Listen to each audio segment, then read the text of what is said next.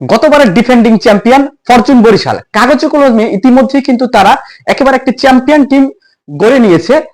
এবারের আসরে যতগুলো টিম রয়েছে তাদের মধ্যে কিন্তু ইতিমধ্যেই প্লেয়ার সাইনিং এর দিক দিয়ে ফরচুন বরিশাল রয়েছে সবার শীর্ষে। আসসালামু আলাইকুম, আমি ইমরান আছি আপনাদের সাথে। আছে কথা হবে এবারে বিপিএল এর অন্যতম একটি সেরা দল এবং গতবারের ডিফেন্ডিং চ্যাম্পিয়ন ফরচুন বরিশালকে নিয়ে। প্রথমে যদি ফরচুন বরিশালকে নিয়ে কথা বলতে যাই, ফরচুন বরিশালের বিদেশি যে সাইনিং গুলো আছে সেগুলো নিয়ে প্রথমেই আলোচনা করতে চাই। তাদের বিদেশি সাইনিং এর মধ্যে উল্লেখযোগ্য সাইনিং হচ্ছে ওয়েস্ট ইন্ডিজের বিধ্বংসী ব্যাটসম্যান কার্ল মায়ার্স, তাদের সাথে রয়েছে জেমস ফুলার, তাদের সাথে ইতিমধ্যেই চুক্তিবদ্ধ হয়েছে ডেভিড মাওলান, ইংল্যান্ডের একজন বিদেশি ব্যাটসম্যান এবং একসময় তিনি টি-20 নাম্বার 1 ব্যাটসম্যান ছিল। তার পাশাপাশি রয়েছে ফাহিম আশরাফ, আছে আফগানিস্তানের টি-20 ফেরিওয়ালা, যাকে আফগানিস্তানের অন্যতম টি-20 স্পেশালিস্ট অলরাউন্ডার মোহাম্মদ নবীও রয়েছে এই ফরচুন বরিশালের সাথে। এর বাইরেও ইতিমধ্যে তারা শেষ মুহূর্তের একটা চমক হিসেবে রেখেছে বোলিং লাইনে, সেটা হচ্ছে শাহিন শাহ আফ্রিদি। এর আগেও তারা আরো অনেক প্লেয়ারকে তাদের সাথে অন্তর্ভুক্ত করেছে, শেষ মুহূর্তের সবচেয়ে বড় চমক হচ্ছে শাহিন শাহ আফ্রিদি।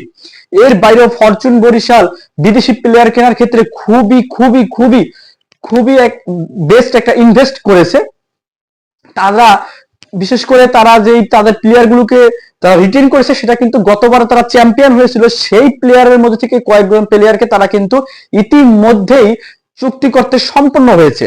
আমি যদি তাদের গতবারের যে জেমস ফুলারের কথা বলি, ফাইনালে তার পারফরমেন্স কিন্তু ছিল দুর্দান্ত। তাকেও কিন্তু তারা এবারে তার দলের সাথে রাখতে সক্ষম হয়েছে কাইল মায়ার্সকে, বিধ্বংসী ব্যাটসম্যান। গতবারের চ্যাম্পিয়ন হওয়ার পিছনে কিন্তু উল্লেখযোগ্য ভূমিকা ছিল কাইল মায়ার্সের। এরপরও ডেভিড মিলার গত বছর তাদের সাথে তাদের 2টা ম্যাচ খেলে গিয়েছিল, এবারও তার সাথে কথা হয়েছে এবং তিনিও কিন্তু শেষ মুহূর্তের দিক দিয়ে বিপিএল এর সাথে সংযুক্ত হতে পারে, সেটা অবশ্যই ফরচুন বরিশালের সাথে সংযুক্ত হবে। ফরচুন বরিশাল সবসময় প্লেয়ার কেনার ক্ষেত্রে খুবই গুরুত্বপূর্ণ ভূমিকা পালন করে, কারণ তারা কিন্তু গত বছরে কিন্তু ভালো ভালো প্লেয়ারকে নিয়ে এসেছিল এবং বিপিএলটা করে তুলেছিল একটা এক্সাইটিং বিপিএল। এবারের বিপিএল কিন্তু তারা তার ব্যতিক্রম ধর্মী নয়, তাদের কাগজে কলমে ফরেন রিক্রুট দিকে চিন্তা করে তারা কিন্তু বেস্ট একটা রিক্রুট দিয়েছে। দেশীয় প্লেয়ার হচ্ছে তাদের মেইন সোর্স। তাদের দলে রয়েছে 3 জন পঞ্চ পাণ্ডবের 3 পাণ্ডবী রয়েছে তাদের দলে, আছে মুশফিক, আছে মাহমুদুল্লাহ, আছে তামিম ইকবাল। তাদের যে 3 পাণ্ডব তারা কিন্তু গত বছর কিন্তু দুর্দান্ত পারফরমেন্স দিয়েছে দলের জন্য।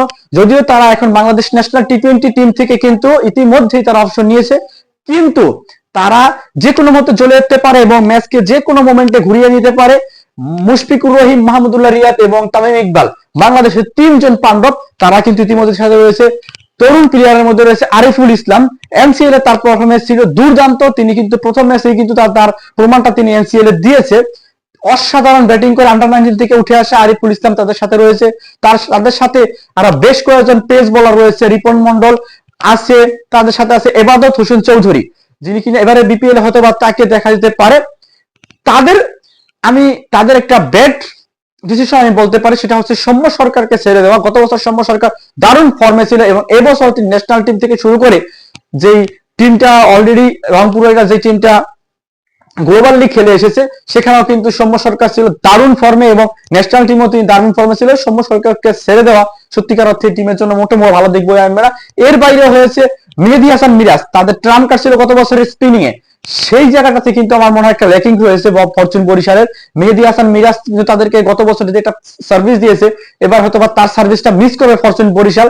তার বিকল্প হিসেবে অনেককে নেওয়া হয়েছে, কিন্তু মেহেদী হাসান মিরাজের যে পারফরমেন্সটা সেটা নেওয়াটাই খুবই দরকার ছিল। এরপরে নতুন করে ইনক্লুশন হয়েছে নাজমুল হোসেন শান্ত। নাজমুল হোসেন শান্তকে নিয়ে হয়তো বা অনেক কথা বা অনেক বিতর্ক থাকতে পারে, কিন্তু নাজমুল হোসেন শান্ত গত বিপিএলটা তার ভালো যায়নি, এর আগের বিপিএলটা কিন্তু তার দারুণ ছিল। গত বছরের আগের বছরের বিপিএলটা দারুণ ছিল, এবার হয়তো বা তিনি জ্বলে উঠতে পারে নতুন দলের সাথে। এর বাইরেও তারা কিন্তু দেশীয় কিন্তু আর ঘরোয়া কিন্তু প্লেয়ারের সাথে অলরেডি চুক্তিবদ্ধ হয়েছে এবং তারা নিলাম থেকে নিতে সক্ষম হয়েছে। ওভারঅল যদি চিন্তা করি কিছু একটা জায়গা অর্থাৎ স্পিনিং এর যে জায়গাটা তাদের একটা দুর্বলতা রয়েছে, উইক পয়েন্ট রয়েছে, কিন্তু আপনার পেস বোলিং এ বেস্ট পেসার শাহিন শাহ আফ্রিদি সারা ওয়ার্ল্ড এর মধ্যে ওয়ান অফ দ্য বেস্ট পেসারের মধ্যে একজন, তাকে কিন্তু তারা দলের সাথে নিয়েছে। এটা একেবারে টোটালি একটা তাদের টিম মোমেন্টামকে একদমই চেঞ্জ করে দিবে। স্পিনিং এ মোহাম্মদ নবী ছাড়া স্পেশালিস্ট ওইরকম লেফট আর্ম কোনো ভালো আনঅর্থোডক্স স্পিন তাদের দলে নেই। তো যার ফলে কিন্তু এখানে একটা র্যাঙ্কিংস আপনার থাকতেই পারে। ওভারঅল মিলিয়ে এবারের যে ডিফেন্ডিং চ্যাম্পিয়ন যে বরিশাল, ফরচুন বরিশাল, তারা কিন্তু চ্যাম্পিয়ন হওয়ার মতো একটা টিম ইতিমধ্যেই গড়ে নিয়েছে। তবে মাঠের খেলা হয়তো বা কি দিতে পারে সেটা দেখার বিষয়, কারণ কাগজে কলমে যতই আপনি স্ট্রং টিম গড়ো না কেন, খেলা হয় কিন্তু মাঠে, এবং মাঠের খেলা যারা টিমের যারা পারফরমেন্স দিতে পারে, মাঠের খেলা ওই পার্টিকুলার ডেতে যারা পারফরমেন্স দিতে পারে, তারাই কিন্তু দিন শেষে জয়লাভ করে, তারাই কিন্তু চ্যাম্পিয়ন হতে পারে।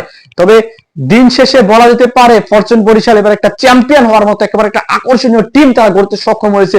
ওয়ান অফ দ্য বেস্ট টিমের মধ্যে একটা, 60টি দলের মধ্যে বেস্ট একটা টিম হচ্ছে ফরচুন বরিশাল। আমরা সবাই প্রত্যাশা করি ফরচুন বরিশাল এবারও তারা তাদের যে কাপ শিরোপা সেটা তাদের অব্যাহত থাকবে, সেই আশা এবং প্রত্যাশা রাখছি আমরা সবাই। আশা করি এবার নতুন করে আর হয়তো প্লেয়ার তাদের সাথে ইনক্লুশন হতে পারে।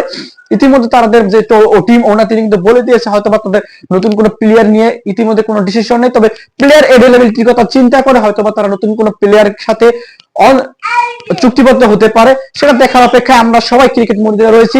মাঠের খেলা তারা কিরকম পারফরমেন্স করে সেটাও আমার দেখার আশায় রয়েছি।